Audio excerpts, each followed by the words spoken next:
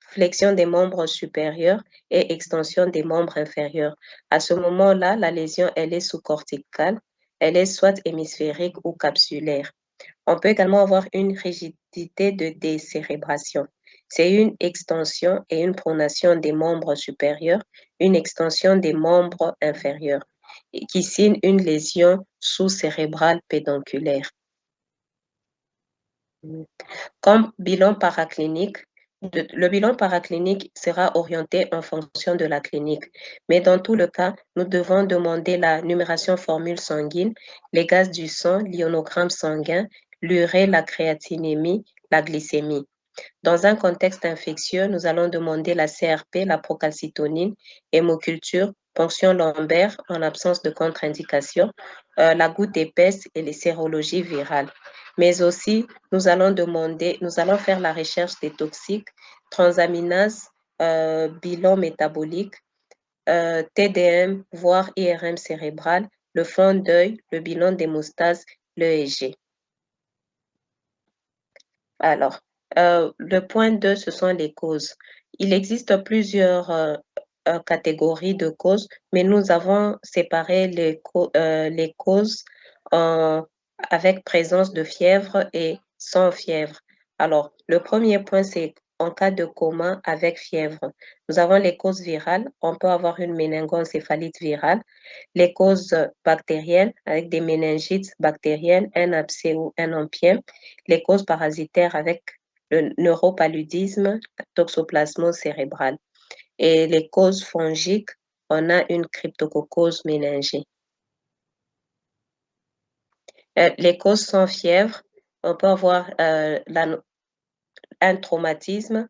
Donc, on peut avoir les causes traumatiques, on peut avoir un œdème, un hématome intracrânien qui peut être extrasoudural ou intracérébral, une hémorragie cérébro-méningée. Parmi les causes métaboliques, nous pouvons avoir les dysglycémies, les dysnatrémies, les dyscalcémies et une encéphalopathie urémique ou hépatique. Les causes endocriniennes, nous avons une dysthyroïdie, une insuffisance surrénalienne aiguë. Les causes toxiques, nous avons les causes médicamenteuses, les drogues, les insecticides, les organophosphorés, le monoxyde de carbone, etc. Les causes vasculaires, on peut avoir une anoxo-ischémie cérébrale telle que l'asphyxie périnatale, noyade, pendaison, thrombophlébite cérébrale, un AVC ou une encéphalopathie hypertensive. On peut avoir aussi un coma post-épileptique ou un état de mal épileptique. Également, nous pouvons avoir une hydrocéphalie sur hypertension intracrânienne, une contusion cérébrale et nous pouvons également avoir des causes tumorales avec les tumeurs cérébrales. La prise en charge, nous disons que le traitement est étiologique. Mais si suspicion de méningite ou méningoencéphalite, nous pouvons instaurer l'antibiothérapie. Si c'est un hématome ou une tumeur, un traitement chirurgical pourra être fait. Si, avec correction des troubles hydroélectrolytiques ou métaboliques, si c'est la cause, elle est métabolique ou hydroélectrolytique, si intoxication, nous devons donner un antidote.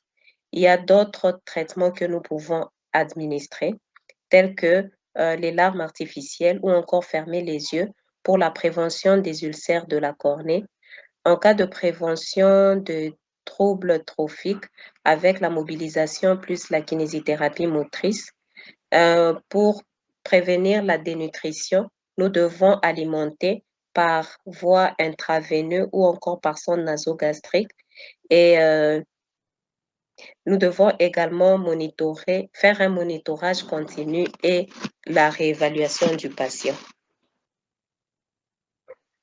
En conclusion, nous disons que le coma est une urgence diagnostique et thérapeutique. En pédiatrie, le pronostic vital du patient est toujours mis en jeu.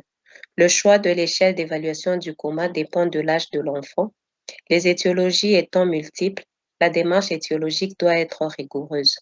La prise en charge doit être rapide et adéquate afin de limiter les complications, d'éviter la iatrogénie et d'améliorer le pronostic vital.